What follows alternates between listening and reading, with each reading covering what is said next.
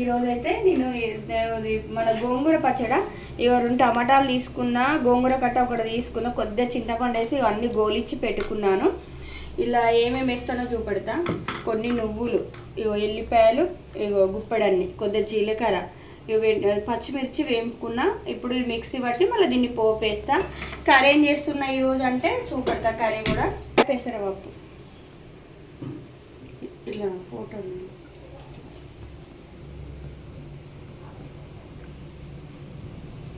అట్లా ఇట్లా పొయ్యి వేసి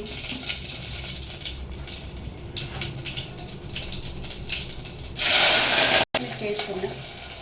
చూడండి,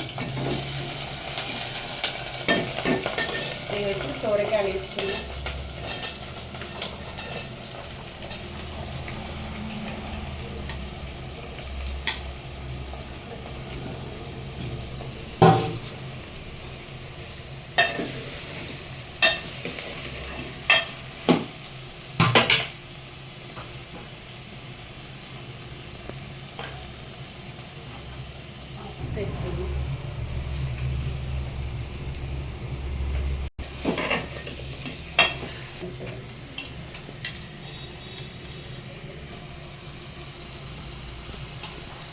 పచ్చిమిర్చి కారం వేస్తలేనిగా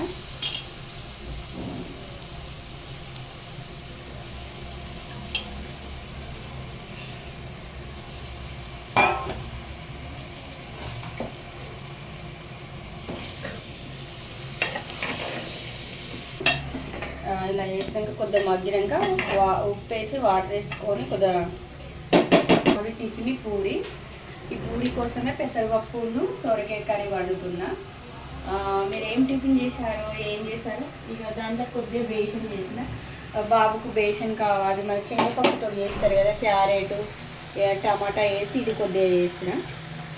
అది పెసరపప్పు టమాటాను మా ఆయనకు కావాలి, ఇదో మా బాబుకు కావాలి. ఇది చేసిన బాబు కోసం.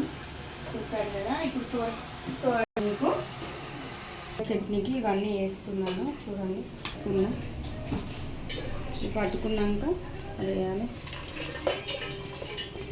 జీలకర్ర ఎల్లిపాయలు చూస్తున్నారు కదా, ఇక నేను చేస్తున్నా. ఇక సాల్ట్ కూడా వేస్తున్నా. పట్టినాక మళ్ళీ సోరకాయ పెసరపప్పు రెడీ అయింది. కొద్దిగా కల్లేమాకు వేస్తున్నా. ఇప్పుడు ఎల్లిపాయలు దంచుకొని వేసుకోవాలి. ఇప్పుడు టేస్ట్ బాగుంటుంది. ఇప్పుడు ఇట్లా వేసుకున్నా కూడా పప్పు టేస్ట్ మంచిగా ఉంటుంది. ఇక ఇలా చూడండి, పప్పు అయిపోయింది. సొరకాయ పప్పు కర్రీ అయిపోయింది. ఒక 5 నిమిషాలు అయితే దగ్గర పడ్డట్టే సొరకాయ పప్పు అయిపోయింది. ఇప్పుడు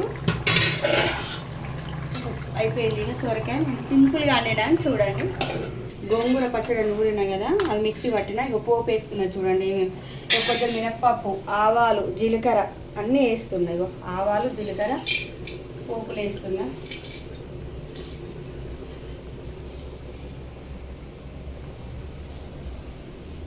ఎండుమిర్చి, కల్లేమాకు, కొత్తిమీర, కొద్దిగా ఇగో కచ్చపెచ్చ దంచుకున్న ఎల్లిపాయలు, మినపగుండ్లు.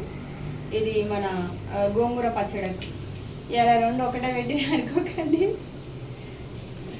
ఎందుకంటే ఇక శ్రావణ మాసం కాబట్టి ఇక చట్నీ చేస్తే కర్రీ ఖచ్చితంగా ఉండాలి కదా, అందుకనే ఇక 2 చేస్తున్నా. ఇక మినపప్పు వేస్తున్నా పోపులో.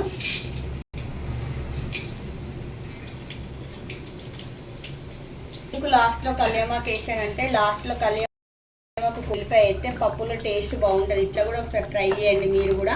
నేనైతే ఇలా ట్రై చేస్తే ఎప్పుడైనా టేస్ట్ ఇలా బాగుంటుంది. ఎందుకంటే మనం పచ్చిమిర్చితో అనుకున్నాం కదా.